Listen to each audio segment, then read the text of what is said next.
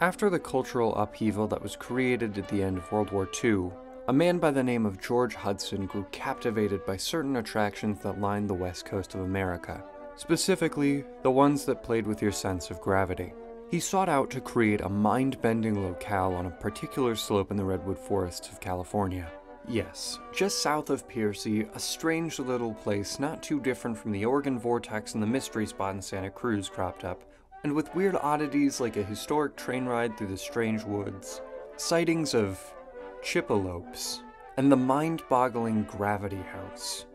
The aptly named Confusion Hill became another key stop on any mystery seeker's journey through the weird, weird West. Among those mystery seekers was a young boy by the name of Alex Hirsch, and unbeknownst to him, the places he would see traveling up and down the coastline would result in something extraordinary. Howdy, my name is Jason, but you can just call me Butter, and welcome to a big retrospective review essay thing on what I would consider to be one of my top 3 favorite cartoons of all time. I figured I'd revisit this show because I haven't seen it since it originally aired. I loved it as a kid. So let's see if I love it as an adult. Why don't you join me on one last trip to Gravity Falls? As a slight table of contents for this video, I'm going to talk about the first season, give an intermission about the mysteries and all the surrounding media that cropped up as this show's popularity skyrocketed. Then I'll go over season 2 and the aftermath and legacy that this show has left. As far as the episodic breakdowns go, I'll give a brief overview on the plot, mention some of the characters that appear, and kind of talk about the main plot points that travel through the whole show. And then at the end, I'll give my overall thoughts on the characters and the show as a whole. Oh, and if at any point in this video you get the urge to go back and watch the series either again or for the first time, do it. The full series is on Disney+, or you could watch the entire first season completely for free on the Disney XD YouTube channel. This video will not hold a candle to the original series. I just can't fit every single joke and mystery and reference that makes this show so special. Episode 1 shows off this very classic way to start a series. Show off all the major characters in some way, set up the basic plot structure for each episode, and introduce some staple ideas that we'll see time and time again.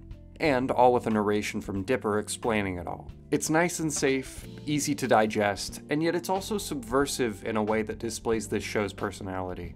Dipper and Mabel Pines are twins that get shipped off to Gravity Falls, Oregon to live with their great-uncle Stan in his mystery shack for the summer. Dipper is an awkward, logical boy who's pretty wimpy and very paranoid of his surroundings. Mabel, on the other hand, is outgoing, emotional, and super optimistic about some of the weird stuff that's going on in town. And what better of a way to show that than to have her fall in love with someone she thinks is a vampire and he thinks is a zombie. The reason Dipper thinks Norman here is a zombie is due to an odd journal he found buried in the woods. The journal is incredibly important to the entirety of the show, and it's the catalyst for most of the speculation and theories that cropped up as the show aired. It also sets up one of the series' biggest themes, trust, as it tells Dipper not to trust anyone in Gravity Falls. The big twist of this episode is the fact that Norman isn't a vampire, or a zombie, he's a bunch of gnomes. Through the power of siblings, Dipper and Mabel fight the creepy-ass gnomes who want to marry Mabel for reasons, and thus concludes the first episode. Mostly. I actually saved a couple characters for last here because they didn't really do much in the first episode. Seuss is the Mystery Shack's handyman, and he's a big, silly goofball. The best way I can describe him is like a middle point between Dipper and Mabel. He can be nerdy and curious, but he also has fun and messes around. I think that's what makes him such a big supporting character for both of the siblings. Wendy doesn't do too much in this episode either, but she's mostly on the same level as Seuss for the rest of the series. She's very laissez-faire about her job at the shack, which makes her pretty unique of a character. She gets stuff done, especially later on, but even in this episode she shows off how helpful she can be towards the two, especially Dipper. And finally, the character that I would consider to be the biggest tritagonist of the show is Grunkle Stan. In the beginning, he just seems like some weird, clueless asshole, and for most of the episode, that's how they display him. He's dismissive of Dipper's concerns, sends him out into the forest, ignores him while he's scamming people, and shows up for jokes away from the main story, acting in contrast to the crazy gnome plot going on. But while most people would point out the whole vending machine as the first sign of his complexity, I'd argue the scene right before it is just as, if not more, important. This shift between snarky old man to caring grunkle adds a lot more to his initial impression. It gives him an extra layer, which will eventually lead to even more layers down the road. Also, something to note about this scene, Dipper gets his iconic hat, but more importantly, Mabel gets a grappling hook. Alright, thanks. What is that? 1 episode? Out of 40? I'm gonna add a quick letter grade after every episode because I realized that I dropped the whole opinion part of the review after this one. The grades are based on the show, not television in general. If I didn't do it this way, every episode would be at least like a B. The best episode will get an S, and the worst episode will get an F. I'll let you know when we get there. Anyway, Tourist Trap gets a B+. In episode 2, Grunkle Stan takes the kids on a family fun day of fishing for 10 hours, which the two find no good, especially when they wanted to find a cool monster for a photo contest. Luckily, a new key character, Old Man McGucket, warns them of a sea creature wreaking havoc on sailors, which makes them a bit more excited. And even better for them, Soos comes along and takes them directly to the island where it resides. This does leave Stan alone and very sad. On top of that, his ex-wife still misses him. But her aim is getting better! They set out with a bunch of cameras to snag a picture of the monster, and despite having 17 of them, they almost don't get one. But after celebrating their victory, we learn that the monster is just a mech created by McGucket. He's a very interesting character, and even just this episode foreshadows his biggest reveal later on. There's some good bits, both written and visual, and it shows off a couple of characters, namely Soos, McGucket, and Stan really well. I also really like Loch Ness Monster type creatures, so another B+. Episode 3 starts with the two twins watching Duck-tective, which is a show that often parallels what happens in the episodes they're in. This is when Soos shows up and takes them to a secret room he found in the shack. That room is filled with people like Shakespeare, Sherlock, and Larry King. Wax people? Stan isn't keeping Larry King hostage. After Mabel makes him a brand new figure of himself, Stan reopens the Wax Museum to the public and enjoys his time with his new doppelganger. Unfortunately, as was prophesized by the great Duck-tective, it gets murdered, and it's up to the kids to figure out who done it. They go from location to location trying to find the murderer, but to no avail. Eventually, in a weird and creepy turn of events, the murderers turn out to be none other than the wax figures themselves. They kill them all, except for the head of Larry King. He lives in the vents now with the rats, and all's right with the world, I guess. It's alright. There were some good jokes based on the wax figures. All around, okay. B-.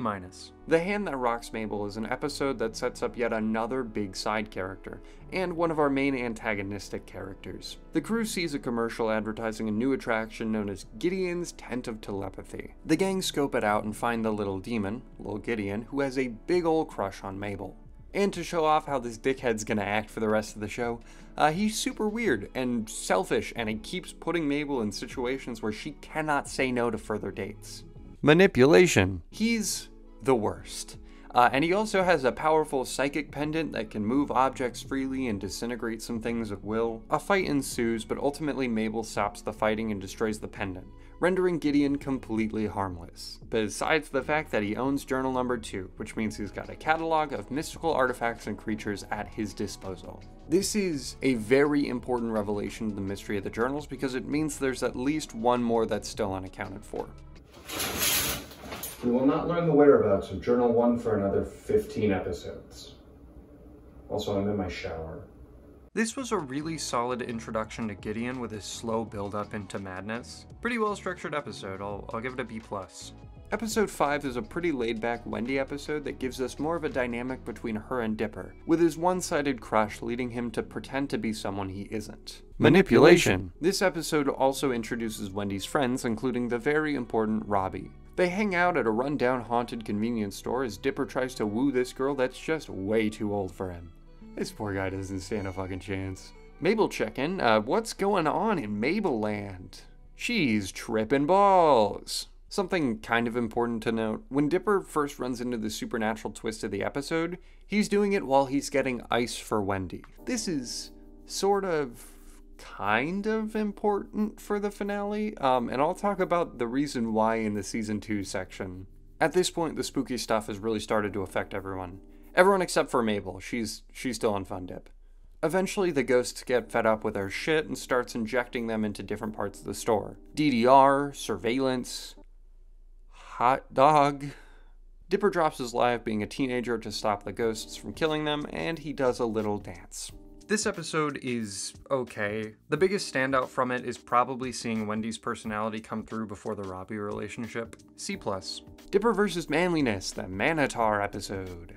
Dipper has a hard time coming to terms with him being a preteen, so he runs into the woods to not be a preteen. He wants to man up and get stronger. This episode has what I would consider to be the first B-plot, with Mabel trying to get Stan and Lazy Susan to go on a date. The B-plot for most episodes can be pretty quickly summed up and is usually just an excuse for other characters to interact more. Dipper eventually convinces a group of big hairy bullmen to teach him their ways, and it actually goes decently well. He's super chill with all the Manitars and starts moving around without a care in the world. He ends up in a Dark Souls boss with a bear-flavored Rat King and wins, but spares him over their shared bond of great value ABBA. #1 supergroup, all time, ABBA! So, the Tours declare that Dipper will never become a man. It's not all bad, as Stan tells him that standing up to them was in and of itself a pretty manly thing to do. This episode doesn't make a ton of sense to me. Like, you could cut this one, you wouldn't lose out on much. The last little bit with Stan and Dipper is alright, but overall, it's just an episode.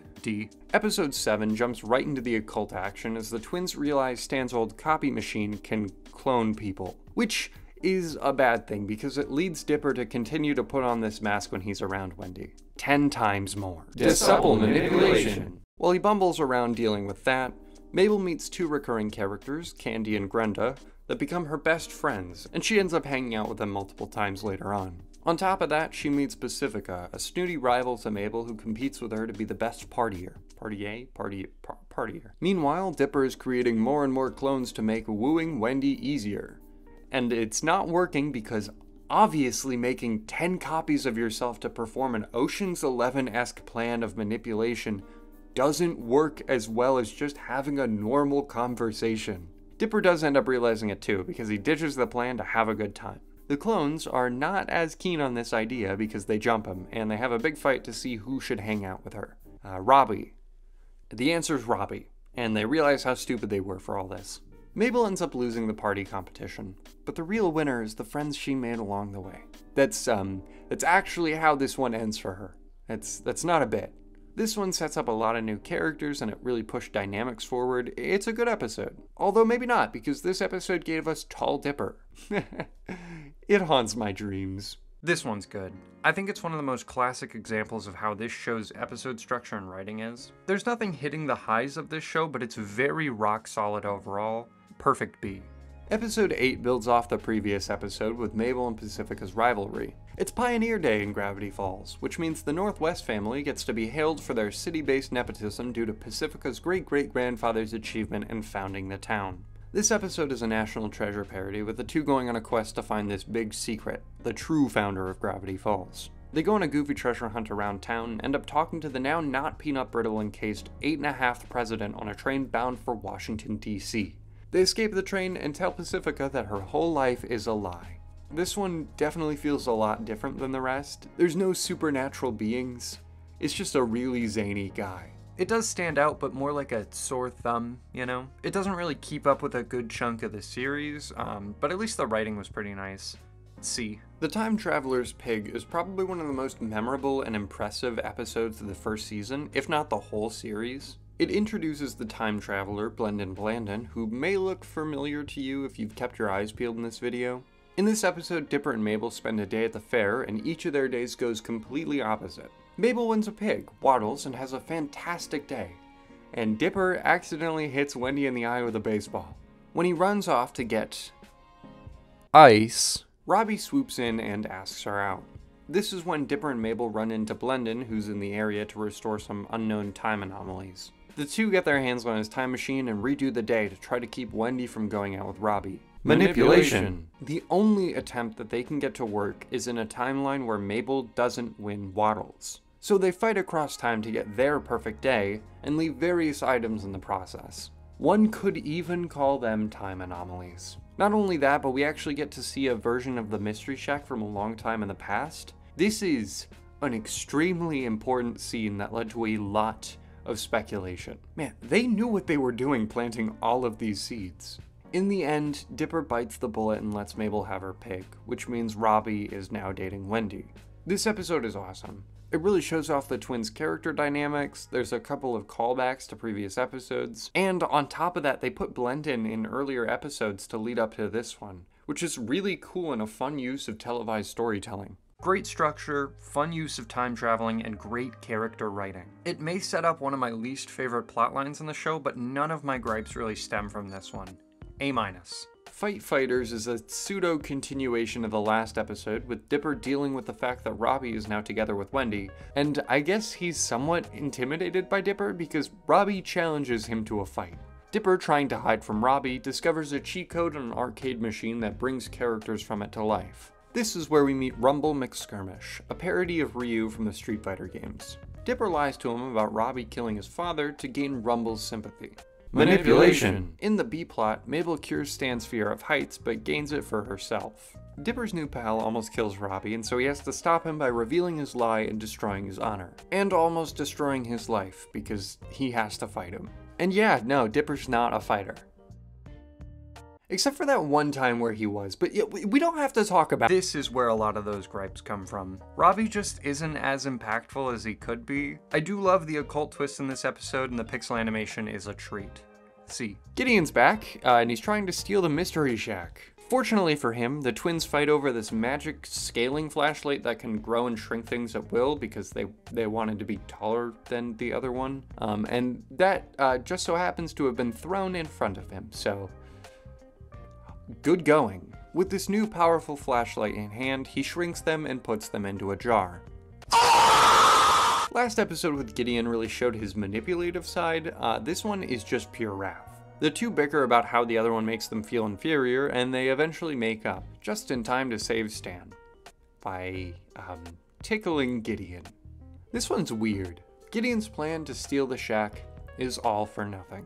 I'm sure this plot point will never come up again. To be a forgettable episode in this show is a crime. Sorry, Little Dipper. D+. Summerween! This episode rules. Every time it came on when I was a kid, I was just glued to it because of the cool monster. This was the Halloween episode, which is kind of weird because 1, the show already has spooky supernatural elements in it, and 2, it takes place during the summer. But I love it all the same.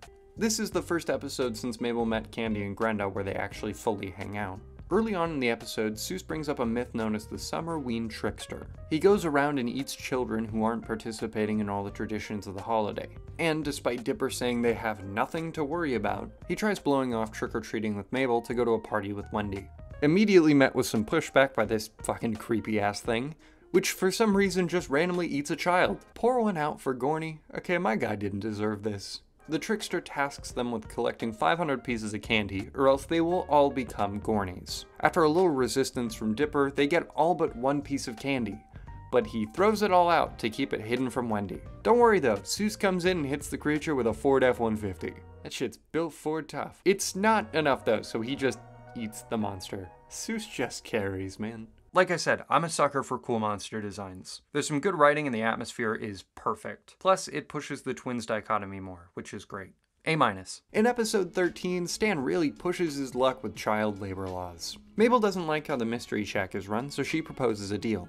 The two compete to see who can rake in more money to see which way of business is better. Her lack of experience shows off how her way of thinking is also flawed, but on the completely opposite end. Meanwhile, Stan is getting naked on television. I guess he's going for the 100% crime speedrun world record. And that makes Stanley Crimes number 14. According to the FCC, broadcast of obscenity, indecency, and profanity is a punishable offense. You know, I was gonna do this kind of thing for the whole video, but there's a lot. I would add like 15 minutes of me just going into the crimes that Stan commits. I don't think I have the mental capacity for that. So, there is 1. Mabel kicks it into gear and channels her inner Stan to make them a profit of exactly $1 due to a monster running rampant and destroying half the shack. This does allow her to pull off the win, as Stan is a greedy, gambling man. Ultimately though, they all bond over their newfound respect for each other, and the Mystery Shack is all the better for it. This one isn't forgettable per se, but I've just never been super fond of it. It's funny enough, but the meat of the plot is just a little disjointed for me. D+. Bottomless Pit is one I don't really remember. I think I watched this episode like once when I was young.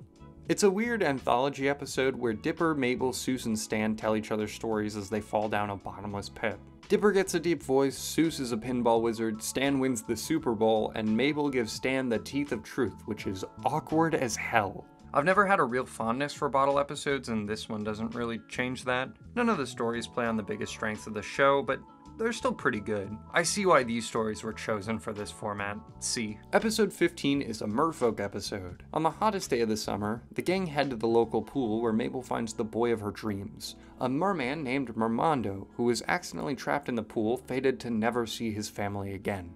In the rarer Dipper B-plot, he signs up to be the assistant lifeguard to hang out with Wendy, but runs into some trouble with her boss, Mr. Poolcheck. He's one of the most insane characters in this show, I think.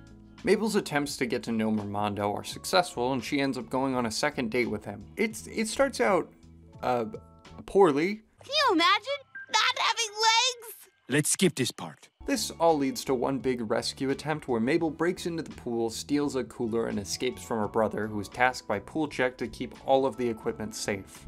Also, Stan breaks into the pool for a spot to sit, like 15 hours in advance. And Gideon still gets the last laugh because he glues him to the chair. Dipper loses his job, and Mabel gets her first kiss. This is another one of those memorable episodes from season 1, and it has one of the most interesting Mabel love interests with Mermando. Plus, there's some really fun bits with Poolcheck and Gideon. B+. Going through some more supernatural tropes, we've got our body swapping episode in Carpe Diem. Carpet Diem. Carpet Diem. It's in the As Mabel has another sleepover with Candy and Grenda, Dipper finds it more and more difficult to share their space, so he heads off in search of another one. Soos ends up stumbling upon a new room, with a particular pair of glasses that we see Stan looking at during a scene later.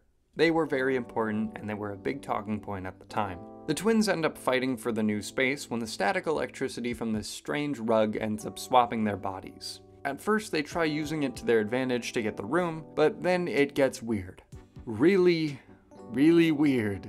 And now you know where babies come from. Goodbye, childhood.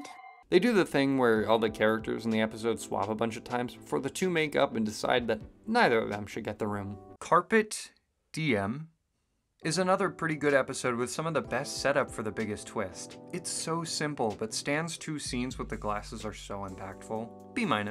Mabel falls in love with not 1, not 2, but 5 guys. It's a good burger, you know what I mean? No. The boy band several times is performing in Gravity Falls, and Mabel's gonna date them all. Dipper, on the other hand, is trying to out Robbie as he sees him using this weird cursed CD to keep Wendy from breaking up with him.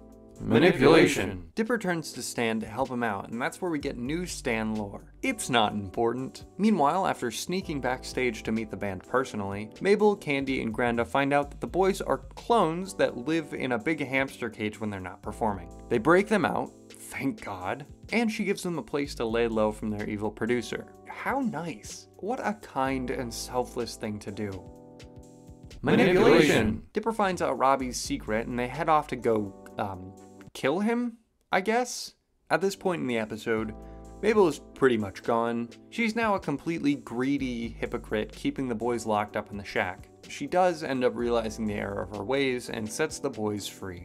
Oh yeah, and Wendy breaks up with Robbie after Dipper shows her the tape, and he shows no class about it, leading her to hate him too. Really fucking stuck the landing there. I don't like Boys Crazy that much for 3 reasons. Mabel's character is a little too heartless for the concept, Dipper's character is a little too heartless for the concept, and this guy's heartlessness isn't expanded enough for the concept. D-. Waddles finally gets a focus episode with number 18, Land Before Swine. After Stan kicks him out of the house, Waddles gets caught by a pterodactyl and the crew have to go save him. Fortunately, Dipper has been researching it all this time, so he's able to give them a leg up in the situation. He also takes the whole episode trying to tell Soos that he's not helpful. It's pretty messed up, honestly. Despite all these character plotlines, Stan probably has some of the biggest development. He lies to Mabel about putting Waddles outside, he's put front and center into one of the weird mysteries for the first time, and he ends up doing the right thing and putting himself in harm's way for his niece. Also, McGucket fucking dies.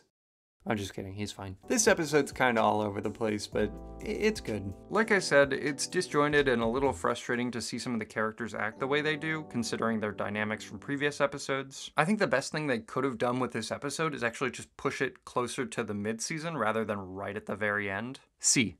Alright, time to get into the really crazy 2 episodes here. The second to last episode is Dreamscapers. Gideon, still obsessed with taking the Mystery Shack for himself, has failed for the last time. He threatens to use the triangle. Now, I haven't talked about it yet, but this figure is something we've actually seen before. At the beginning of every single episode. At the end of the intro, this little image flashes as a cryptic teaser for what's to come. This episode also focuses on Dipper and Stan's strained relationship, as Dipper starts to get more frustrated with Stan picking on him. As Mabel and Soos are goofing off outside, Gideon summons Shape Satan. Bill Cipher is a chaotic, all-powerful sleazebag who from this point on is our main villain. In this episode, Bill dips into Stan's mind to find Gideon the code to his safe where the deed to the shack is being held. Dipper, Mabel, and Soos chase after him to get him out of Stan's head. It's a race against the clock as a montage of a bunch of different wacky memories play out. Stan in prison, a date night, him bullying Dipper, all the fun stuff, you know? There's also a callback to the vending machine scene from the end of episode 1. Bill tricks Mabel into finding it first by disguising himself as Soos, and when things stop going his way, he becomes a big nightmare triangle set out to destroy them forever. Dipper learns Stan's true feelings in a really well put together scene where we learn about his upbringing. Starting out all wimpy and learning through his father to toughen up and stand up for himself and other people. Dipper comes through just in time and they all work together to drive Bill out of Stan's head. What a nice ending. Hey, do you guys feel it? This episode is sick. Great visuals, fun writing, and a grand introduction to Bill. A+. So in the season finale, the gang has to get the shack back. By the power of Mabel's grappling hook that she still has, they bolster the confidence to stand up to him, and it doesn't work. He's got big men to help him out. And also the cops.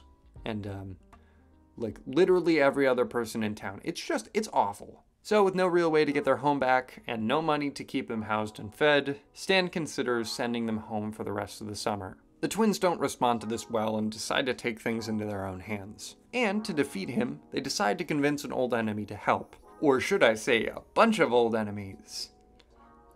Because there's a lot of them. And by them, I mean the gnomes. I'm talking about, they prove to be a hindrance to them in the end as Gideon finds a way to subdue them and make them his own personal army. And on top of that, Dipper loses his journal, making Gideon the owner of 2 of them. His celebration is short-lived when he realizes that there are actually 3 journals, and his plan to obtain the ultimate power of the universe is halted. Also, feeling pretty defeated, with no plan and no journal, Dipper and Mabel are sent home by Stan. Not for long though, as a Mecha Gideon rips the top off their bus and almost kills them. Dipper, pulling pure willpower and courage out of his experiences over the summer, jumps right into the mech and kicks the shit out of regular Gideon until they all fall to their deaths. Or it would have been if it wasn't for Mabel and her grappling hook saving them. It was important after all. Dipper gets his journal back and Stan finally exposes Gideon's villainy, which gets rid of him once and for all. They get the deed to the shack back and things go back to normal. Or as normal as Gravity Falls can truly be.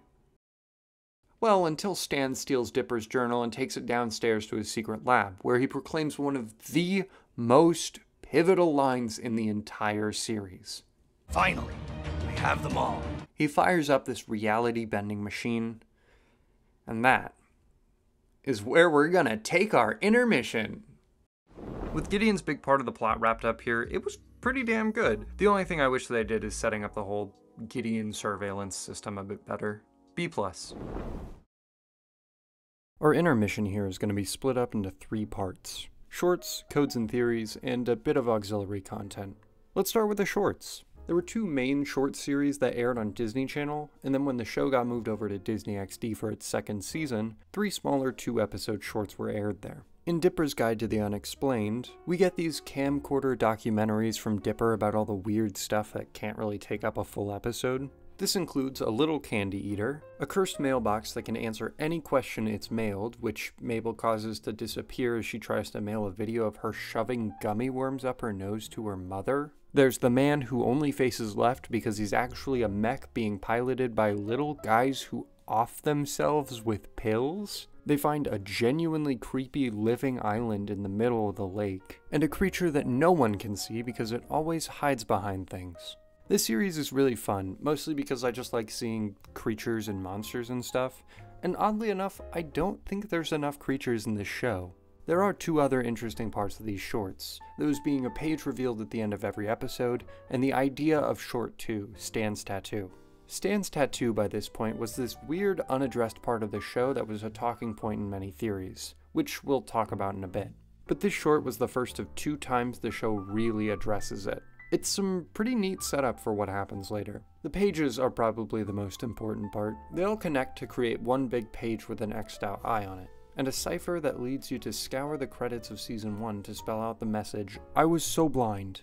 He lied to me. The darkness is near." And I think that's a perfect segue to talk about the codes of the show and the theories that tried to predict the show's future. Codes are a staple of this show's personality, with hidden messages and symbolism appearing everywhere. The most concentrated place for these cryptograms has to be in the end credits. In the last few seconds of every episode, these lines of gibberish can be translated to full sentences using one of 3 major ciphers, at least for Season 1. Season 2 gets a bit more complicated. The Season 1 cryptograms are usually just references to the episode they follow. He's still in the vents, which refers to Wax Larry King and Headhunters. Sorry Dipper, but your Wendy is in another castle. A Mario reference in Fight Fighters. But one that's a bit more of an interesting case is at the end of the season finale, Search for the Blind Eye, which reflects the shorts where the cryptogram at the end of each episode creates an image of a crossed out eye. This is all a big tease for one of the biggest episodes in Season 2. Speaking of Season 2, it was fresh on a lot of fans' minds at this point, and well, we are creatures of curiosity and creation. Put those together and you get theories. This was the biggest part of the culture around the show. Theories were endless, and while a lot of the show's big twists were predicted, it almost makes it better, right? Because if all these twists were unguessable, that means the show did a really bad job at setting those story beats up. The theories that came true aren't really that fun to talk about in retrospect, but the wrong ones are. Welcome to the Theoretical Lightning Round, a segment of a game show that doesn't have any rules and isn't real because it's all just a theory. A video essay theory! Alright, I'm gonna go over some old theories and rate them on a scale of 1 to 10. Gompers the Goat is affiliated with Bill. 6 out of 10. It could have been pretty funny, but it's not really an interesting enough twist in comparison to some of the stuff coming in Season 2. Robbie is a zombie. 3 out of 10. This was a popular one. I don't think this would have made his character better, and honestly, having major characters turn out to be paranormal creatures lightens their impact when it comes to the situations they're put in. Speaking of this concept, Wendy is a mermaid, 2 out of 10, just let her be a cool lumberjack. And Gideon is a vampire, 0 out of 10. No. Future Dipper is the author of the journals, 5 out of 10. Time travel is the focus of an episode, so it's not the most out there, but it doesn't really mesh with Bill's concept and story super well. Stan is in a secret society, 6 out of 10. It explains a lot of Stan's mannerisms and background, but I kinda like how it plays out in the show a bit more. Seuss is Bigfoot, 8 out of 10, he probably is. All of the Tad Strange theories, 3 out of 10. I know people were trying to give him a lot more plot relevance when his name was leaked, but I just think he's the perfect gag character for this show. LeBam, 1 out of 10. The whole Mabel has a secret dark twin thing would have been so contrived and stupid. I do think they could have played with, alter egos or mirror versions of them as a single episode gimmick. McGucket is the true author of the journals, 10 out of 10. Alex Hirsch, you're a conniving little bastard and you know it. Just absolutely fantastic work creating a leak to the story just to throw people off. And finally, my favorite theory and one of my favorite images to come from this community. Stan is a Time Lord. 12 out of 10. There's a couple of other things that got put out before and around this time, but nothing too major. A couple of games with some cryptograms, some TV bumpers that included Puppet Stan interviewing Disney stars for a job at the Shack, and repressed aggression letters coming from a locked-up little Gideon. But moving past that, I think our course of action is to move on to the second half of the show. Season 2 begins right where we left off. Not like there can really be a big time skip or anything, because this show's entire story takes place over the span of like 3 months. Stan attempts to activate the strange device in his basement, but to no immediate avail. Really quickly, this show sets up just how dangerous and powerful this machine is, with government officials beginning to poke around. This episode is where we meet a couple of minor recurring characters, Agent Powers and Agent Trigger. They serve as a stressor to Stan and an opportunity for Dipper. Unfortunately for him, Stan hides their contact information so Dipper can't really get involved with their case. They really came out swinging with the tension between these two, and it only gets higher from here. During the party, Dipper and Wendy sneak off to go find the card, and after sifting through the gold knuckles and bikini mags, he gets his hand on the contraband and calls them up. To prove to the agents that he's telling the truth about all the crazy stuff he's seen, Dipper speaks a zombification incantation to bring the dead back to life, spurring one of the most memorable lines from the show in my opinion. Dipper, what's the one thing I asked you not to do tonight? Raise the dead. And what did you do? Raise the dead. Zeus gets zombified and everything seems hopeless. That is, until Stan pulls himself out of the basement and drops his clueless act, beating up a bunch of zombies and coming kinda clean to the two siblings. They all defeat the zombies with the power of karaoke because of a new discovery about the journal, invisible ink. Stan talks to the two about not looking for trouble, and Dipper asks Stan to not keep any more secrets from them. They both lie. Like Grunkle, like Graphew. Ugh. In the end credits, we see the agents pull themselves up and talk about bringing in the big guns. This is a huge episode despite having a pretty silly concept, and they mostly get crazier from here. It's such an odd premise to kick off the second season, but I think it works super well. Also, the tone just feels a little grittier. I don't know, there's something about this one that I really like. A-. Sisyphus update. Dipper is still struggling to tell Wendy he likes her.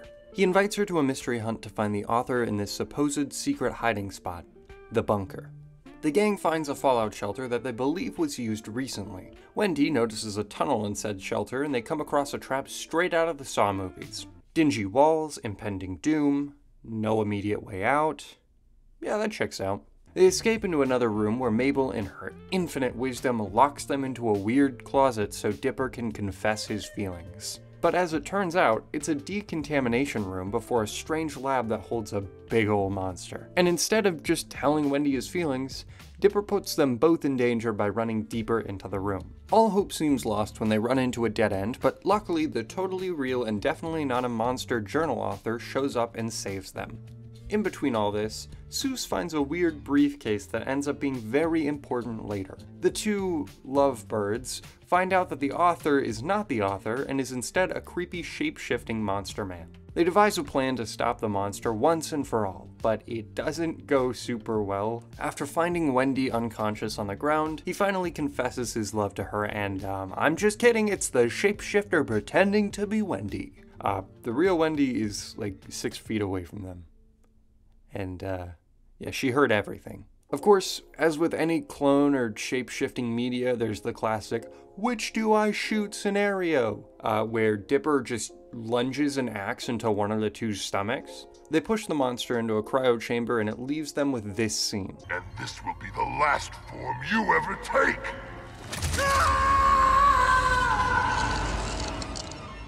Dipper and Wendy talk about their relationship, and Dipper realizes that she's just too old for him. Something that was clear from the very beginning.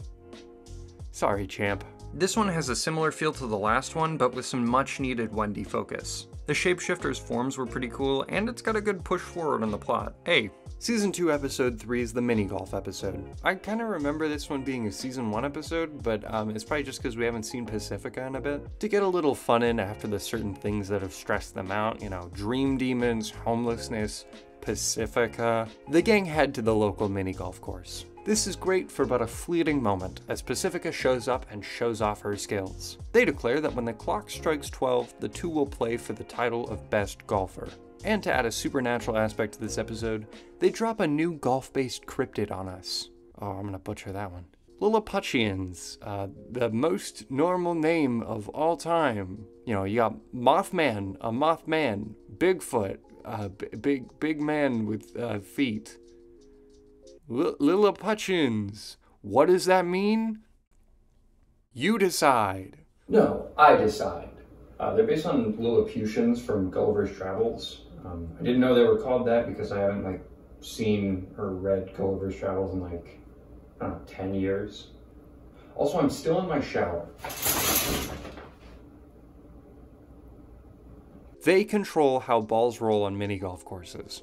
Each of the holes has a respective clan and they're all at war with each other, which leads to Dipper coming up with a brilliant plan to crown the one that helps Mabel win the best as the true Lilliputians. Mabel protests, but Dipper convinces her pretty quickly.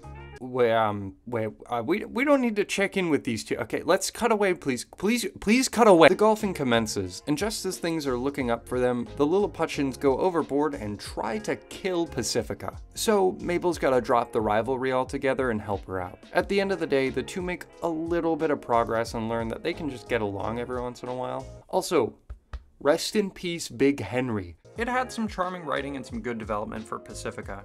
B+. Episode 4, back to lore. Dipper and Mabel start looking into the secrets of the laptop Soos found in the bunker. They're stopped pretty quickly by a login screen and Mabel's new dream guy. They split their focus for a bit and it looks like Bill's back. Everybody give him a hand. Don't actually though. As Mabel rushes to put together a puppet show that'll blow this blonde boy's ponytail away, Dipper tries to crack the code, but to no avail. And that's where Mr. Pyramid shows up, and he tries to trick Dipper into a deal. Manipulation. He blows it off until Mabel blows off helping Dipper with a password. And to add insult to injury, the computer threatens to factory reset itself after too many failed attempts. So Dipper takes the deal and Bill tricks him into giving up his body. Bill destroys the laptop and then goes after the journal. Dipper uses his knowledge of Bill to his advantage and realizes that the only way to talk to anyone is through a vessel. And wouldn't you know it, this episode is filled with puppets. Puppet Dipper talks to Mabel, Mabel keeps the book away from Bill Dipper long enough to tire him out, and order is restored, including Mabel not having a boyfriend. This one was probably for the better though. God, what a memorable one. I remember all the Bipper scenes super well. This episode was a fantastic next step to nurture such a personal villain. It also provided a nice setup for the twins' eventual disconnect. Hey, Soos episode? We've got a Soos episode. Soos in The Real Girl is probably his most memorable appearance. We get the introduction of a new minor recurring character Melody and a Doki Doki Literature Club prediction. Just Giffany. Soos needs a date, and the only people that can help him are an awkward preteen boy and his love-crazy sister who's never had a real boyfriend. In the B-plot, Stan learns the value of animatronics and also how creepy they can be. Now you may think that this is a Five Nights at Freddy's reference, but this episode only came out a month after the release of the first game. And if you reference the standard animation episode pipeline, this plot was written well before FNAF was a public brand. So obviously Scott Cawthon broke into Disney Studios, saw storyboards of this episode, and created a game based on a similar scenario, all to spite Alex Hirsch. No, they're both just references to like Chuck E. Cheese, Showbiz Pizza, and the Country Bear Jamboree, and how incredibly fucking creepy they all were. Anyway, Soos buys a cursed dating game and falls in love with the girl inside. It gets a little out of hand, and by a little out of hand, I mean Giffany follows him around, inhabiting different electronics and eventually an animatronic beaver. After struggling again and again with real girls, Soos meets Melody, and that doesn't bode well with Giffany. Cue animatronics getting a bit quirky at night. Soos and Melody kick ass, Stan parties with a horrifying old prospector robot, and the two lovebirds agree to go out with each other. This one had a lot of personality and a nice focus on Soos's existence as a person rather than a funny, goofy guy at the shack. B+. Little Gift Shop of Horrors is this season's bottomless pit, but a little bit more forgettable. Stan loses his hands, Waddles becomes Neil deGrasse Tyson, and claymation is real. That last one had some really good jokes and was well made, I'm not gonna lie, so Not a bad episode all around. D+. Season 2, number 7 is probably one of the biggest world-building episodes in the whole series. This is where we're introduced to the Society of the Blind Eye, a group of people that have been teased and built up as their importance to the town is pretty big. As the two bond over their failed missions for the summer, Mabel finds a huge clue in the wreckage of the smashed laptop from the Puppet episode. So, Dipper, Mabel, Wendy, and Soos go confront McGucket in hopes that he can explain the journal to them. Just as things seemed hopeless, Dipper triggers some traumatic flashbacks in McGucket and he presses further. His past takes them to a museum where they run into a secretive cult who erases Lazy Susan's memory of the gnomes. It's less of an eraser and more of a transferal tool as they're put into little capsules. They split up and try to look for McGucket's memories, but Wendy and Mabel get a little sidetracked debating on whether or not they should use the ray on themselves. They all end up getting caught and the society shows their true colors and identities. Their whole purpose is to remove all of the supernatural memories from the townsfolk to help them live comfortably in town. It does a lot in explaining the blissfully ignorant and downright idiotic mannerisms of most of the townsfolk. McGucket shows up to save the day and they all take down the society. At the end, we get to see McGucket from before the memory wipes and learn that he didn't write the journal, but that he had worked with a person who did. We also get another little teaser of Stan's big secret at the end. It's almost here. It's good world building and it shows off McGucket as more than just another one of the town weirdos.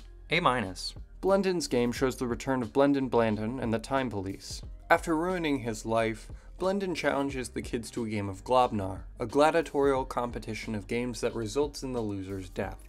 Weirdly enough, this episode is also a big Soos episode. The kids throw him a surprise birthday to celebrate his special day, but he runs off upset. Wendy and Stan let them know that he's never been a fan of birthdays for some unknown reason.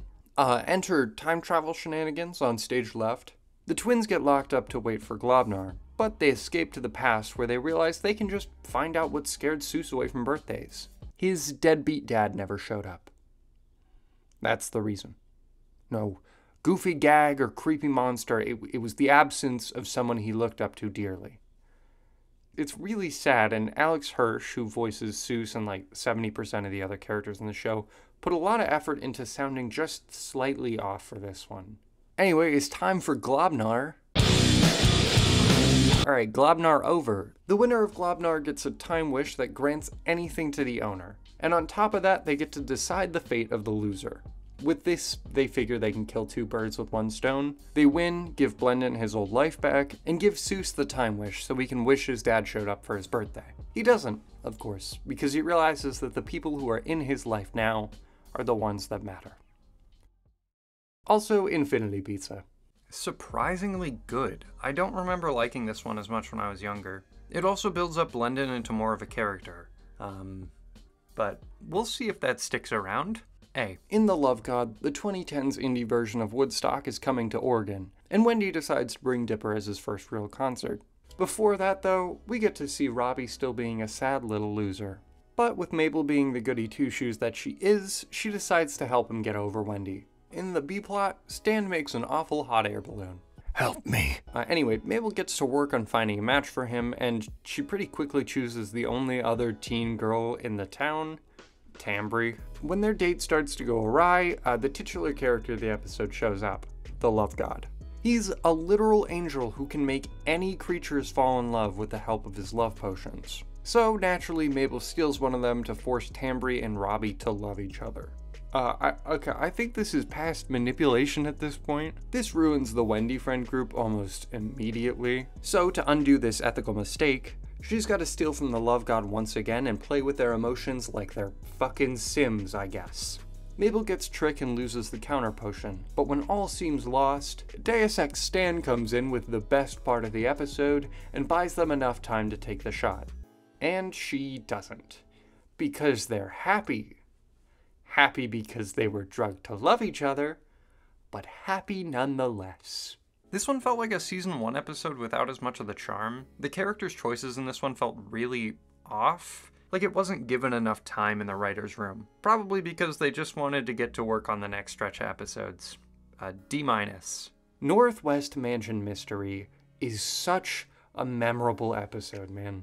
I remember this one being hyped up, and when it came out, ooh, so good. This is Pacifica's last big episode, and it really does cement her as a real multifaceted character. The Northwest family is having their annual soiree, but things end up going wrong pretty quickly. The Northwests call on Dipper to solve their paranormal problems. In return, Mabel, Grenda, and Candy get invites to the party of the summer. Their subplot is as follows. They tell each other that they won't crush over the same boy at the party, and then proceed to crush over the same boy at the party. Back to the mystery. In the Northwest's taxidermy room, Dipper and Pacifica begin to hunt the ghost when genuinely terrifying things start happening. After an undead lumberjack crawls out of the fireplace, the ghost begins to hunt them.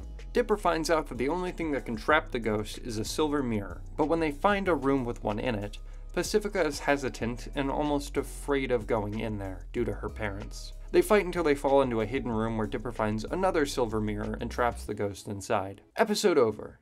Until it's not. Dipper starts talking to the ghost and learns the truth about his hatred of the family. The Northwest's ancestors told the townspeople that if they helped them make this manor, they would get to attend the greatest party of all time once a year for their efforts. Of course, being the Northwests, they turned them down when the time came, so the lumberjack swore his vengeance, saying that if they hadn't opened the gates in 150 years, the town would be painted in red. Gruesome. He's tricked during the ghost's banishment, and it escapes the mirror, beginning its reign of terror on the rich partygoers. The only hope to fix this mess is Pacifica, so Dipper gives her a pep talk and tries to convince her to change. He can't quite do it in time, so he tries to be the hero, only to get turned to wood in a pose that was referenced earlier in episode 2. God, I love that foreshadowing. Pacifica finally grows a spine and does what her entire lineage refused to do for almost 2 centuries. I guess she isn't a complete asshole after all. Oh, and at the very end, McGucket shows up and tells Dipper about the laptop and how something horrible is going to happen in less than 24 hours. This, of course, is all leading up to what is probably the most important episode in the entire series. From a style standpoint, this is the best episode. It just oozes with personality and quality that I feel like the show up until this point hasn't really seen. It does so much right. Pacifica's character, the town's history, Dipper's reluctance, the horrifying imagery. The only thing I would do differently is to just make the Mabel subplot a little more interesting. A+. Not what he seems. This is what everything's been for. We get another look at Stan's mystery machine in the basement, and it's really causing problems. But it's fine, the whole family's bonding and having a good time. Until the FBI shows up. They arrest Stan and tell the kids that there's a doomsday device hidden somewhere in the shack. Stan, with almost no care for his personal situation, uses his phone call to tell Suze to guard the vending machine with his life. Who cares about any of this though? The greatest character in this show is introduced here. As the twins are being taken to child services in the back of Trigger's car, the two watch a TV show starring best character Justin Kerprank. Oh, what? Did you think this video was leading up to the Weirdmageddon finale? No, the rest of the time you see down on that bar is just me talking about how pivotal to not only Gravity Falls, but all of art and society as a whole Justin Kerprank is. That's why I'm starting a religion. The Church of Kerpranked. Just kidding. You just got Kerpranked. Mabel incites a car accident, and they escape. But not before Trigger stirs some doubts in Dipper. The two run off back to the mystery shack to prove Stan's innocence with their security tapes. And that completely backfires. In fact, it all goes wrong, as they find a hidden box filled with fake IDs and a report of Stan Pines dying in a car crash. They also find a code to Stan's vending machine. Meanwhile, Stan, if that even is his real name, escapes from custody and tries to make it back home. After fighting Suze for the machine, the three make it down to finally get a look at what this all has been for. This ends up being a breaking point for Dipper, and they all try to shut the machine down, but of course Stan shows up to stop them. With only 30 seconds to go, things get physical, and the only one able to stop the machine is Mabel. And with only her gut and her heart to listen to, she makes her decision. And out from the machine walks the author of the journals, Stan's twin brother. This is the big one, right? The mystery that is built up in this episode, along with all the teasers and references that led up to it, is fantastic. And it has some of the best sequences in the show. This is my favorite episode. Episode 12, A Tale of Two Stans, is a flashback episode telling the story of the two other twins. It's in the title, As a pair of goofy Jersey kids, the two Stans were inseparable. The brains and the brawn, two twins set on sailing the world. But when Stanford, this one, not that one, started to get some notoriety for his academic achievements, Stanley got jealous. This led him to accidentally break Ford's best project and ruin his shot at the best college in the country. After this, the two get into a fight and Stanley gets disowned. Stanley's life starts going downhill, with all of his scam businesses not sticking around for some reason. Ford, however, was doing great, flying through college, researching anomalies, and building a multiversal machine with his old friend Fiddleford McGucket. However, after McGucket flies in and sees some horrible things, he urges Ford to shut it down as he leaves. This scene directly ties into his backstory in the Society of the Blind Eye. After a long time, Ford invites Stan to his new home in Gravity Falls. But to Stanley's disappointment, it's very short-lived and it really has nothing to do with a true reunion. Ford tells him to take a journal and sail as far away as he can with it. He doesn't take it well. Not at all. The two start to fight, with a shot of Stan getting kicked into a glowing sigil, branding him with his tattoo we see in the Dipper short, which, in hindsight is actually pretty awful.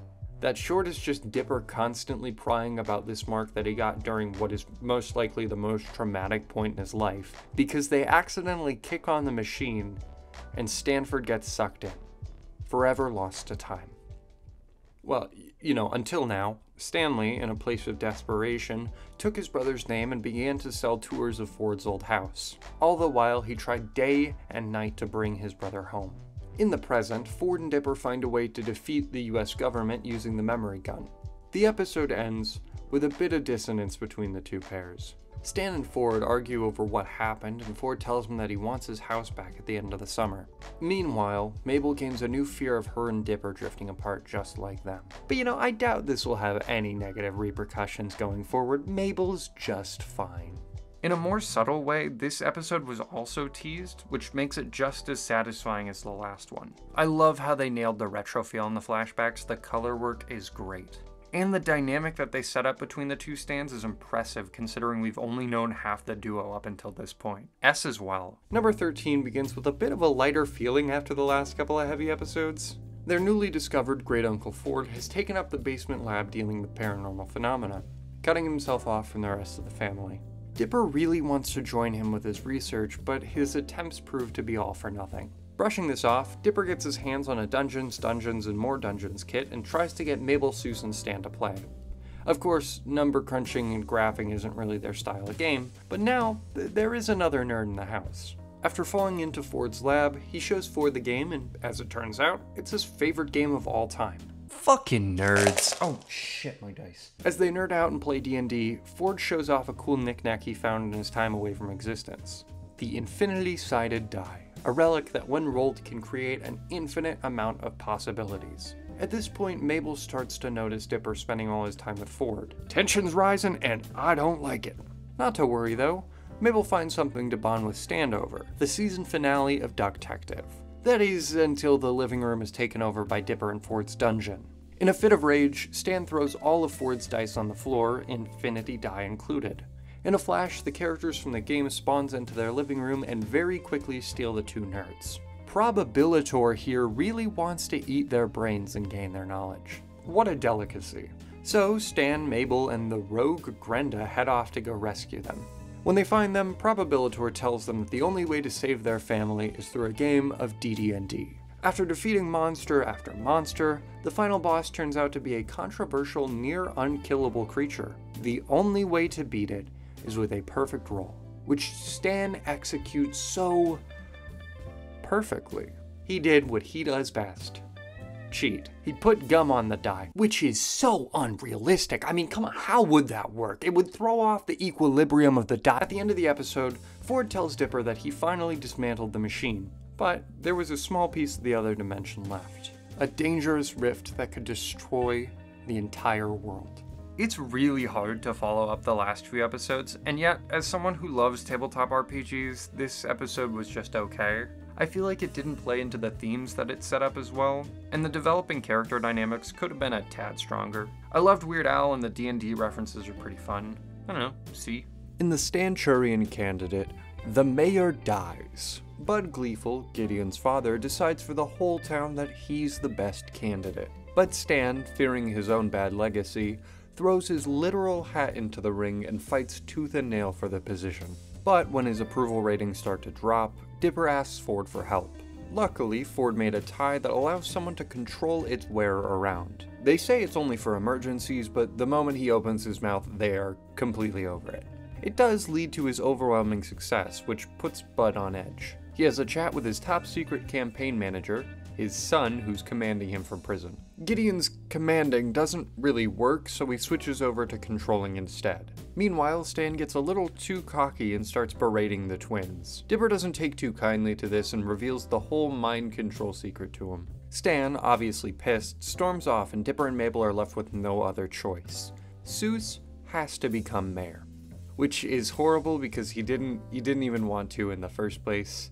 I'm just gonna give this entire episode a huge, very literal manipulation. Both Stan and Sue struggle to get the town's votes, and to make matters worse, Gideon locks Dipper and Mabel up in the monument of the old mayor along with a bunch of explosives. They put themselves in a dangerous position in front of all the people in town, which proves to be a blessing to Stan as they all cheer for him rescuing them.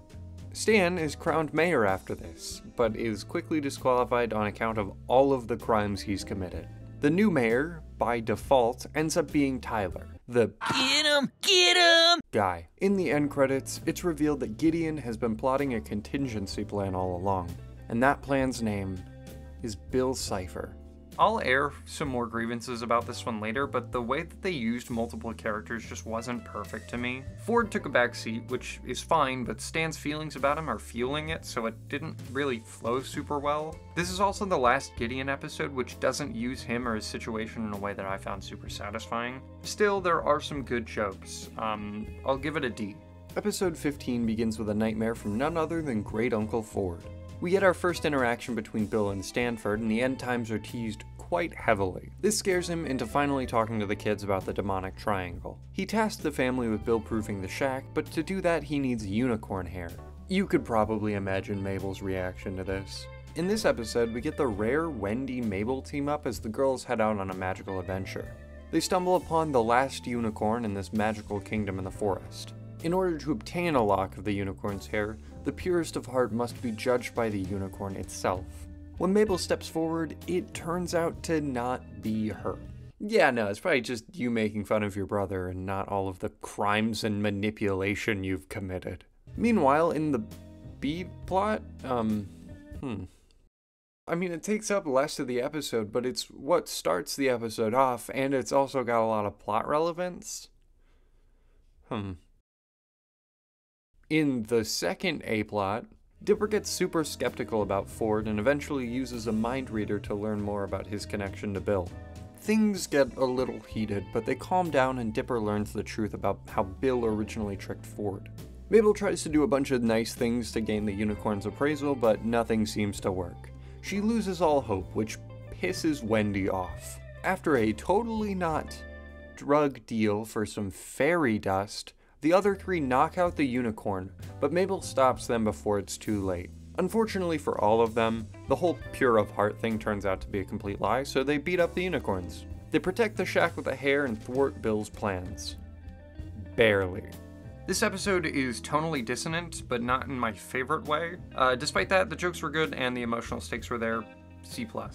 Roadside Attraction is the one episode that takes us out of the falls and into regular old Oregon.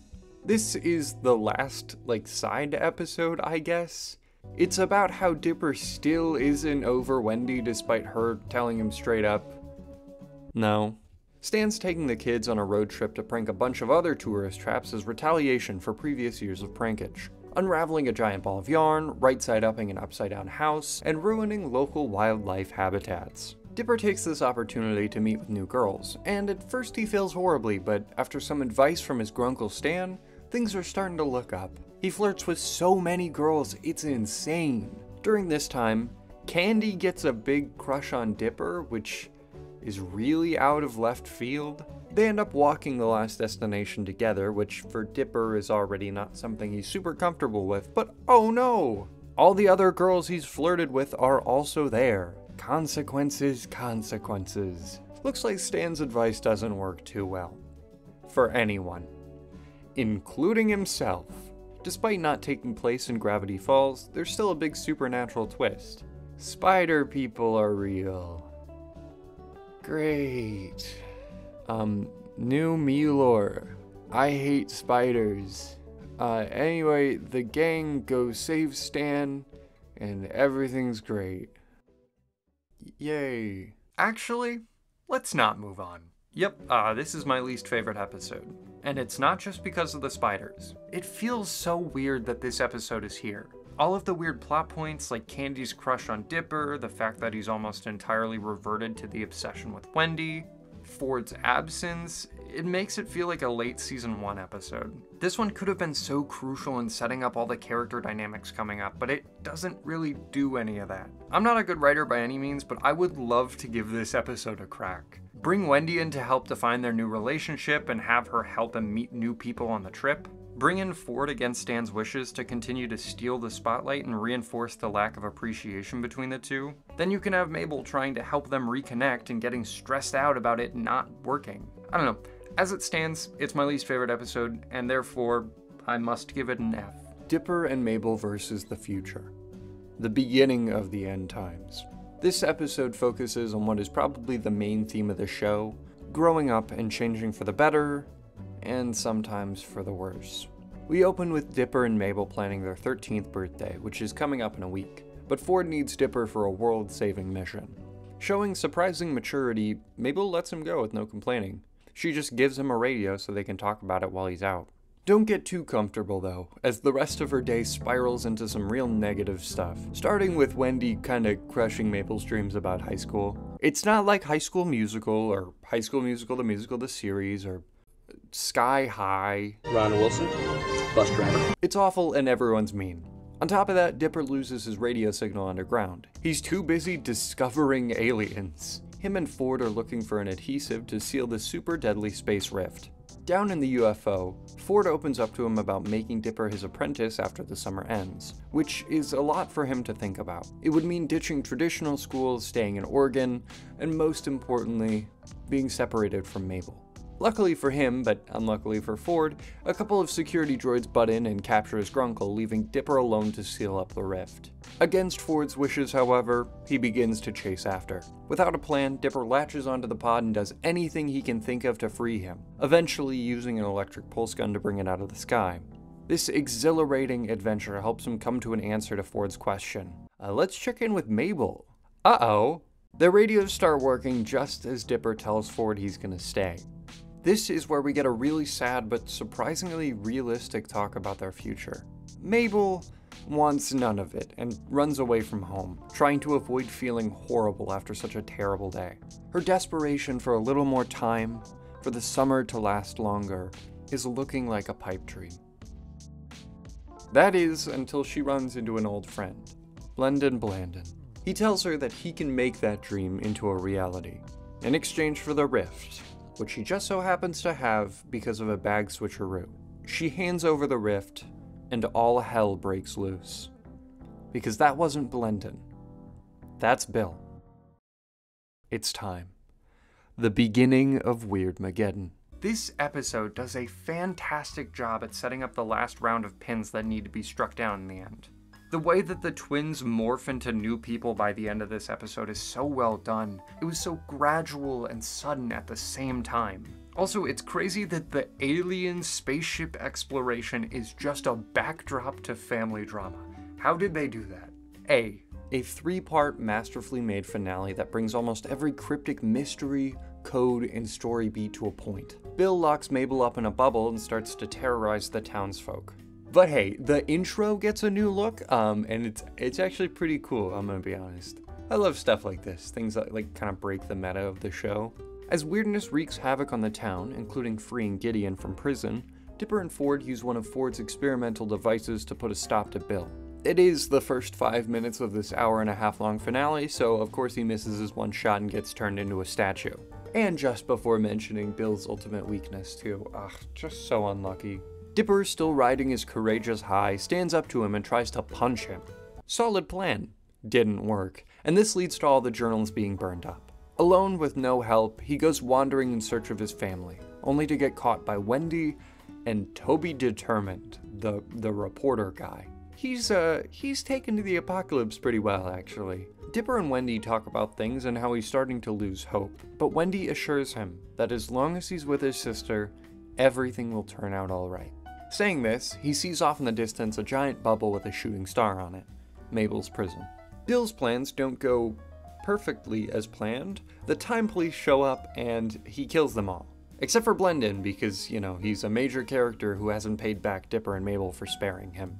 Is what I would have said if he did anything after this point in the series. Speaking of Dipper, he and Wendy get caught by Gideon and all the prisoners. Gideon's gotta deal with Bill. He protects Mabel's bubble for Bill so he can force Mabel to love him. We're past manipulation at this point, this is just straight up coercion. The two don't give up easily, and once again we get to see how cool Wendy can be. She gets the key to the bubble and they drive away, with Gideon right behind. They move through a bunch of weirdness bubbles and we get to see some different styles of the two. Bird, anime, voice actor, meat. After jumping a chasm and wrecking their car, they meet up with Seuss. Yay! Unfortunately, they're surrounded by Gideon's gang. This is the first time in the series where Gideon listens to logic and actually has a change of heart. Dipper tells him that Mabel will never love him because of what he does. He relates to him in trying to force a relationship to happen even when it doesn't make any sense. Gideon follows this and decides that the best way to win Mabel's heart is to help set her free. So he rides off to keep Bill occupied long enough to give Dipper a chance to break her out. But that turns out to be a bit more difficult than it sounds. Part 1 does a great job at setting up the threat and snapping the lunatic out of Gideon, but the best part is all the crazy apocalyptic visuals. Things are still ramping up, so I'll just give it a B+. Bill's collection of Gravity Falls' townspeople is growing rapidly, and his hunger for domination is getting intense. However, some weird dome seems to stop him from taking over the world. In the smaller bubble, the gang realize that Mabel's prison isn't quite as horrific as they thought.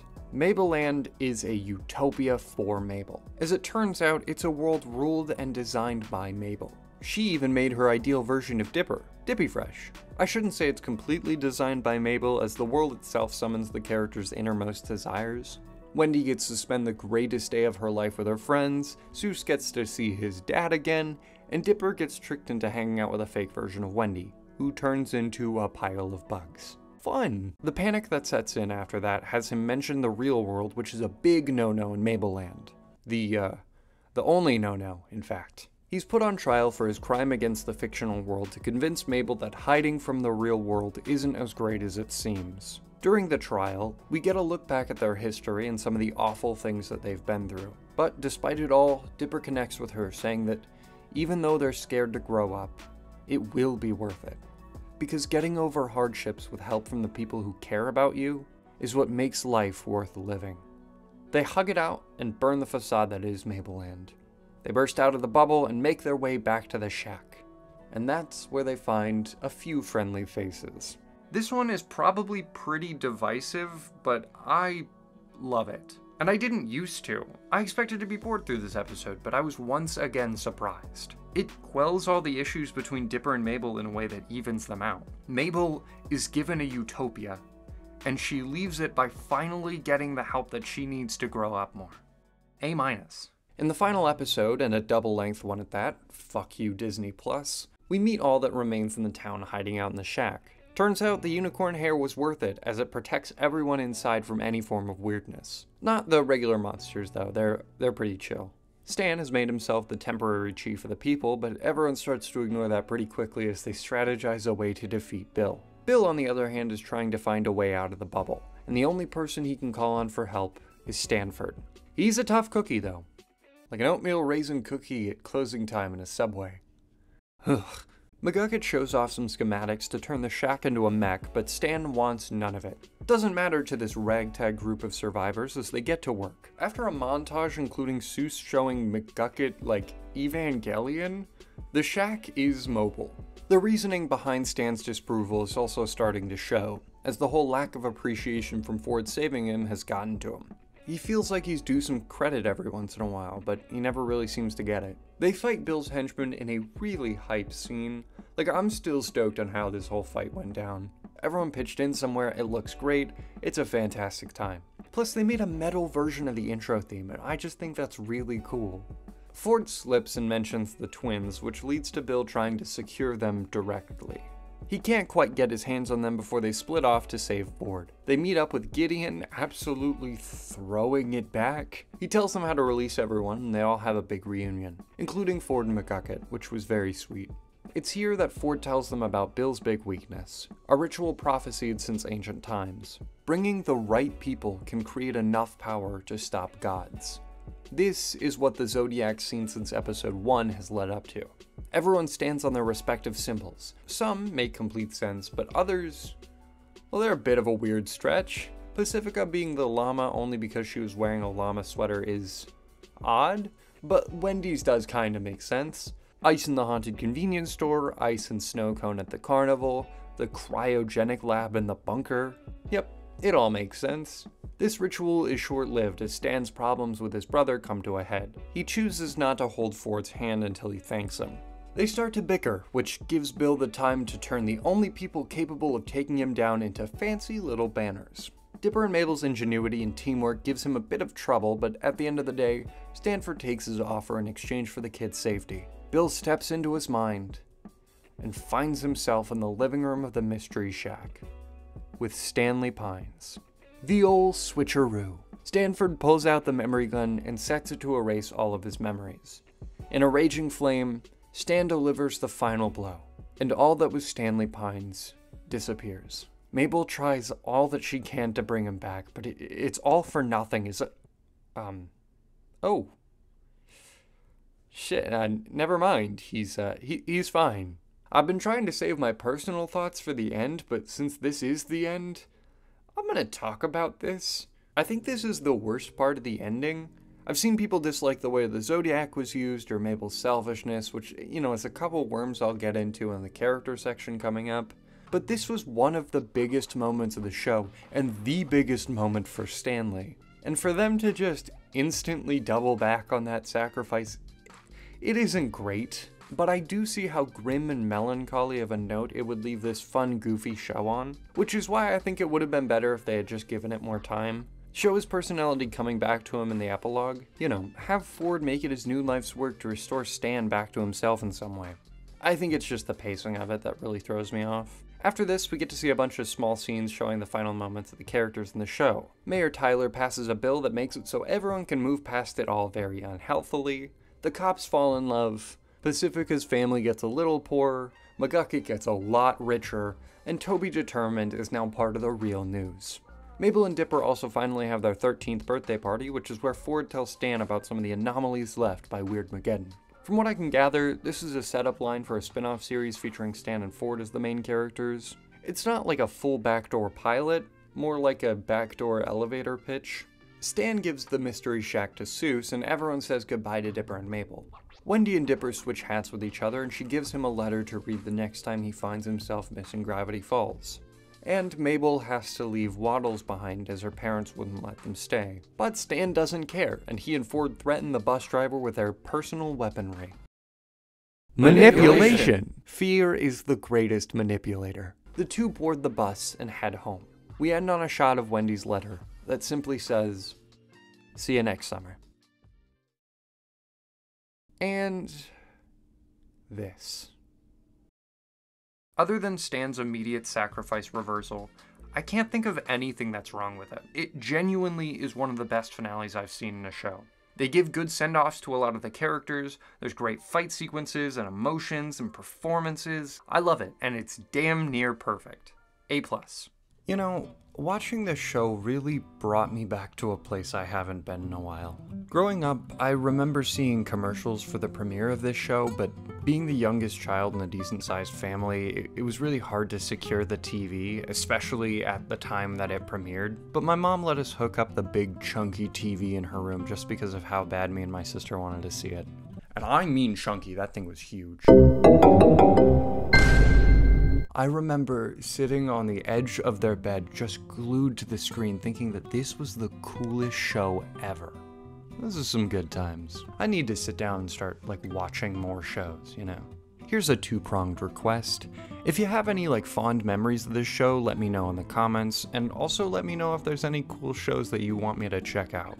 They don't have to be animated, but I like any show as long as it's good. Anyway, time to get into all the extra stuff that's left, starting with the bumpers and shorts that I didn't quite get to in the intermission. We've got McGucket's Conspiracy Corner, which went over some of the recurring bits and mysteries of each episode. It seems to have been made to plant small hints and red herrings for the story. In them, a Puppet McGucket talks about these medallions, which are most likely just regular gold chains, the constant appearance of 618, which is a reference to the creator's birthday, the Zodiac, where he straight up tells us that he's the glasses, which everyone doubted at the time, and most bizarre of all, a shipping short where they officially mention a ship between Dipper and Pacifica, aptly known as Dipsifica, which I'll mention later. There's also another set of bumpers with McGucket known as Apocalypse Preppin', which takes place during Weirdmageddon, although it's not quite as intriguing. There were a couple of bumpers with a Stan puppet, which show two different sides on the coin of quality. On one side, you have this really funny, well-written, and well-produced show where Stan is selling off items from the Mystery Shack that contains teasers to the finale and a puzzle that takes you to an unlisted outtakes reel on YouTube. And the other has Stan awkwardly interviewing Disney Channel stars. I know I mentioned this earlier, I still can't get over how weird and out of place this one is. Going back to the actual shorts, I realized I forgot to talk about the Mabel shorts from the break in between seasons. They're okay. The theme song is not. It's stuck in my head and I'm losing my mind. In it, Mabel turns McGucket into an anime protagonist and creates NFTs. Also, Stan gets killed by the gay beam. Time to open the window! Oh no! As for the other shorts, there's Fixin' It with Seuss, the TV shorts, and Mabel's scrapbook. Each of these miniseries only had 2 episodes, so they didn't really get to form their respective personalities as well as Mabel's Guide and Dipper's Guide. At this point in the video, I would be moving on to the pilot and recapping that, but it's mostly just a trimmed down version of the first episode. The biggest differences are the lack of Wendy and Seuss and the huge shift in art style. This one has a more Flash, Newgrounds, puppety feel to it, with a bit of mixed media that was seen in Flapjack and Fishhook, which Hirsch wrote and storyboarded and co-developed respectively. It had its own charm, but I don't think I would have taken it over the final style. A couple more things to note before we slip into our next section: the comic and the books. The comic serves as a little continuation, showing off what happened between the end of Weirdmageddon and the twins' departure from Gravity Falls. This comic further cements Dipsifica and shows Dipper using the President's Key, which he doesn't do in the show after he gets it. One gives us the gang in a bunch of different comic styles, another gives us an adventure with the 2 Stans when they were younger, and finally, there's the story where Mabel falls into a Mabel multiverse where she meets her antithesis. They don't call her LaBam. Thank God, but I'm sure it was brought up in the writing room. Finally, we've got the books. There have been a couple since the show started, with these 2 diaries from Dipper and Mabel and Stanley, but the one I really wanted to talk about is Journal 3. It's a pretty solid replica of the one we see in the show, with a lot of, ciphers and information from Ford and Dipper. Halfway through the book, we actually get to see entries from Mabel and Dipper from the time they spend in town, and then by the end of the book, they start writing together to finish their respective relationships with the journals. I can't go over everything, but I did want to, show off probably what I think is my favorite part in this book here. This page is really cool. That's pretty sick, right? I will also mention the special edition of Journal 3, which is a more faithful version of the book in the show. It's got invisible ink, a lot more ciphers and mysteries, and even the monocle we see hanging out of it. I thought it'd be really neat to pick up for this video, but then I saw that there were only about 1,000 created, and the listings online for it are...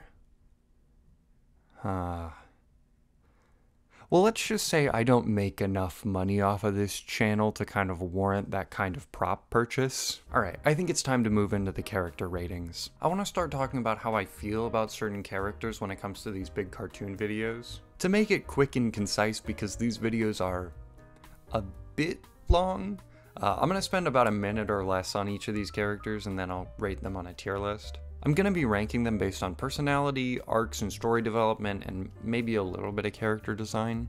Let's begin. First up, I'm going to get some of the characters with a lesser importance out of the way. I tried to choose recurring characters that interact with the plot in a more influential way. So if I don't bring up your favorites like Quentin Tremblay or that hot elf, that's why. Waddles is a plot device in a couple of episodes. I don't know what else to say. He's fine enough and a good sidekick pet type character, but it's unfortunate that his best appearance was also in his first episode. D tier? Candy and Grenda are getting put in C tier, with Grenda just a hair better than Candy. They both serve as good mirror characters to Mabel, but their respective focus plots were part of two of my least favorite episodes. Grenda is ahead of her because she was the best of the three girls in the Northwest Manor episode, and her canonical name is Grenda Grendinator. Are you kidding me? Grenda Grendinator. Durlin and Blubs were in way more episodes than I thought they were, but then again, they were also used a lot in the early promotional material, so I can see the connection. I don't think they bring that much to the table other than gay, except for an Irrational Treasure where they're in on the whole political conspiracy. It gave them an extra layer of complexity that I wish they developed on further. I'm putting Durland in the bottom of C and Blubs in the top of C.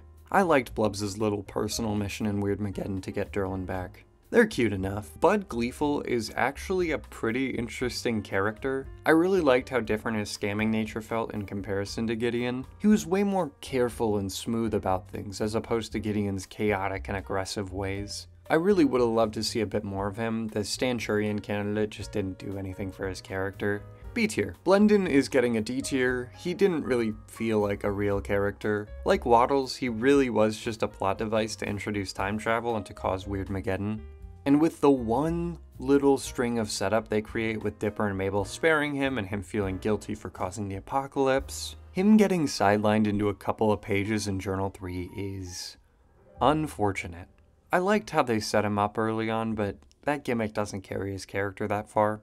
Speaking of D tier, it's Robbie. I don't know, there was just something always off with his part in the story. He didn't feel important to the inconveniencing, he was a bad ending in Double Dipper and the Time Traveler's Pig. Fight Fighters made him look like an insecure weirdo, which turns into one of the most out of left field plotlines where he uses a dark magic CD to keep his relationship with Wendy. And then he ended up with Tamri by Love Potion, which, although it was explained in the journal, still rubs me the wrong way. I love the first part of that episode, having Robbie and Mabel interact more and showing off his softer side a bit, but man, I think he could have been a cool rival character like Gideon, but on a more social level, focusing on the Wendy friend group rather than the weird boyfriend rivalry they had going on. I mentioned Gideon, so we'll go with him next. You know, I hated this little fucker as a kid, but watching it today, I still hate him. Non-derogatory, or maybe full derogatory, he's great to hate, like a good villain should be. And yet they managed to give him a good scene that turns his character around. It's great timing, and I think that it's nice that if Mabel can't be the one to convince him, it's the boy that knows exactly what he's going through who can. It connects Gideon and Dipper a little more, which they've always been kind of missing in the show. I'm gonna mispronounce this. Flapjack showrunner Thurup Van Orman delivered one of the best character performances in this show. He is phenomenal.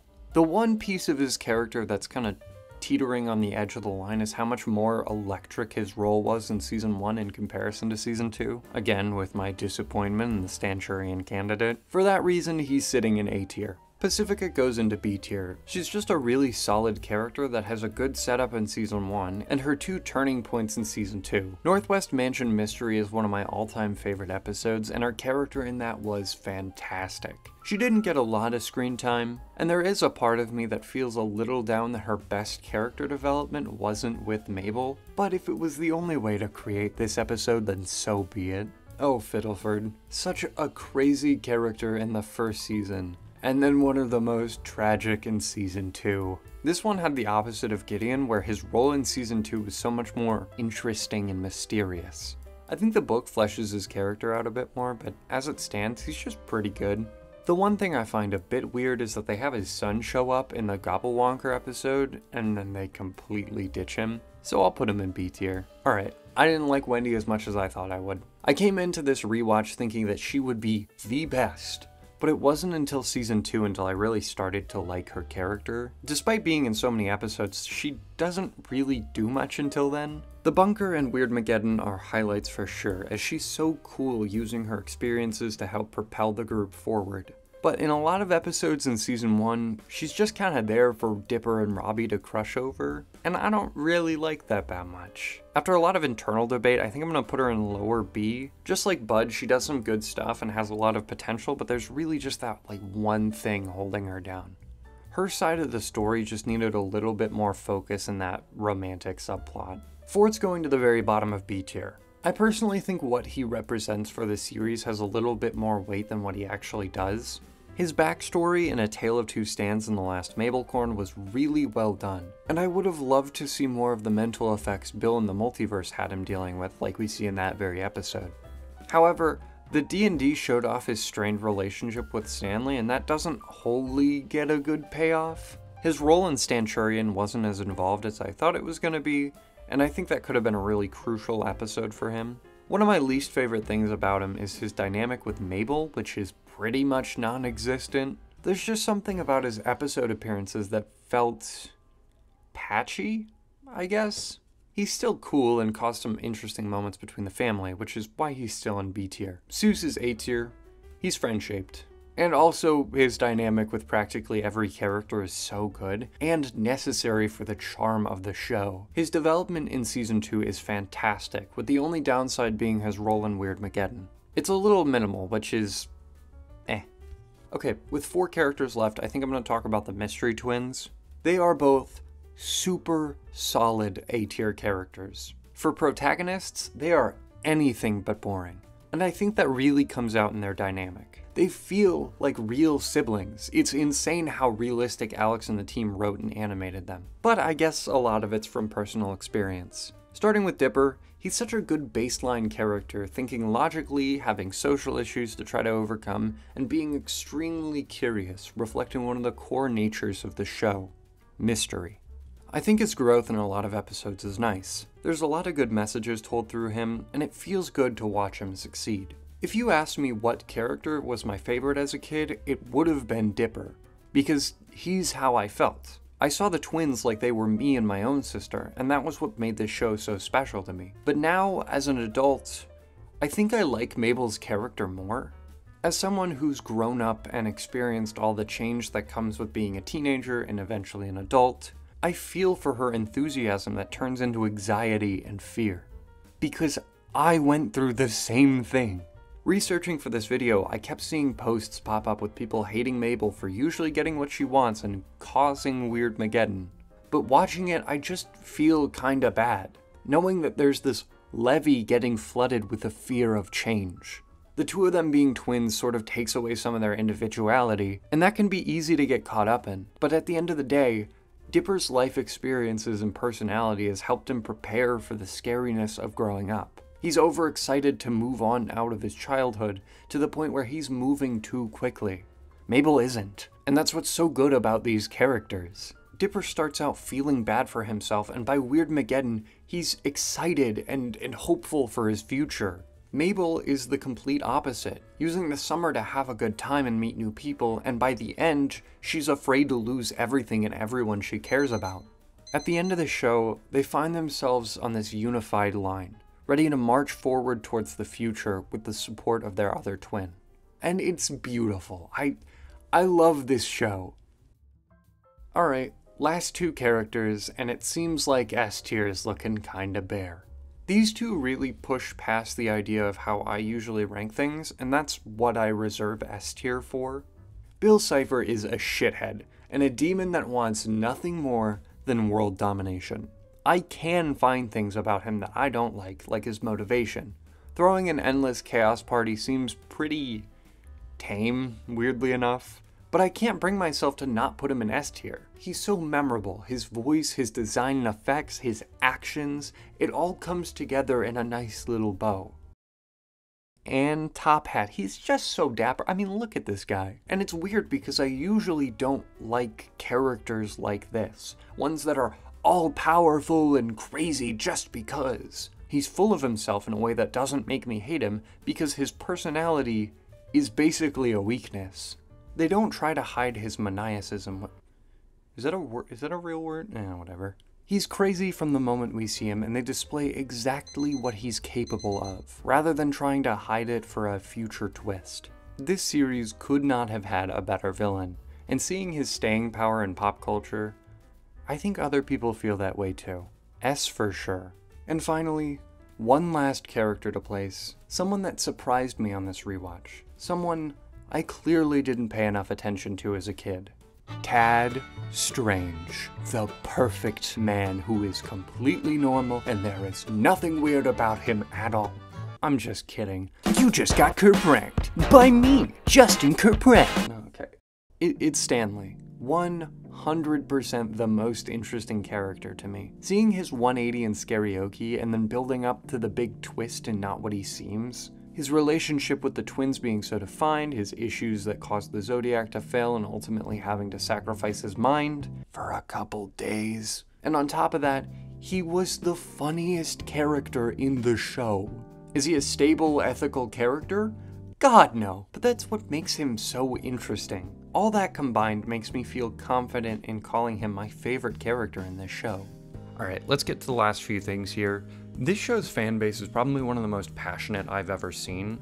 There's so much collaboration and theorization, cosplayers, fan artists, storytellers. Except for that one, do not mention Taco Bell to any fan of this show. The amount of energy and enthusiasm that the people that enjoy this show create is electric. And I think a huge part of that is due to the show's focus on interacting with the folks at home. It's a pretty linear show with ciphers and foreshadowing, in-depth character relationships and supernatural elements that all come together to create this one big mysterious package that's just like a recipe for success. This kind of cryptic storytelling was such a huge part of the 2010s with ARGs and other kinds of overarching media. I can guarantee you there is some overlap between the fans of Gravity Falls and 21 Pilots. These folks have proven time and time again that they're still here for this show, with people showing up and buying the new comics and books or, following news on any kinds of updates on the show. And Alex Hirsch continues to deliver with even more Gravity Falls content. By the time this video releases, there's an entirely new book out, The Book of Bill Cipher, that focuses on defining the lore around Bill a bit more. And it was written for older audiences, which makes complete sense. I'm sure most of the core audience today has probably grown up into fully fledged adults. I was debating on whether or not I should push this video back a week or two just to, add a section in on the book, but I think I'm gonna leave that for you to discover. And hey, maybe reading the book will pique your interest in the show, or maybe it'll fill that triangle-shaped hole in your heart that you've been meaning to deal with for the past, 8 years. Above all else, I think the thing that I love about this show the most is its punctuality. It took enough time to build up these characters and its world, and then it ended. No big cliffhanger, no dragging it out, no third season or big time skip. It was held up into the limelight, and then it fell, like a drop of water into a lake. And if you zoom in on that drop, it looks beautiful and gorgeous, but I think the most important thing is the ripple that it leaves. All the artists and creatives that pushed forward after this to pitch, develop, and create their dreams into a reality. One last thing that I find super neat about this show is probably one of the biggest events in the fan base. The Hunt for Bill Cipher. An event that had fans exploring the world and scouring the internet for clues on where to find the statue seen at the end of the final episode. And after 2 long weeks of decoding messages and putting together a 2,000-piece jigsaw puzzle, Bill was found in the woods out in Reedsport, Oregon. And then he was confiscated by the police. They locked him up. They just couldn't let him rest. Ultimately, his final resting place was somewhere quite familiar. Yes, just south of Piercy, a strange little place not too different from the Oregon Vortex and the mystery spot in Santa Cruz. Bill sits upon a redwood out in Confusion Hill, where he greets tourists and fans of the show to this very day. A constant reminder of the impact of Gravity Falls.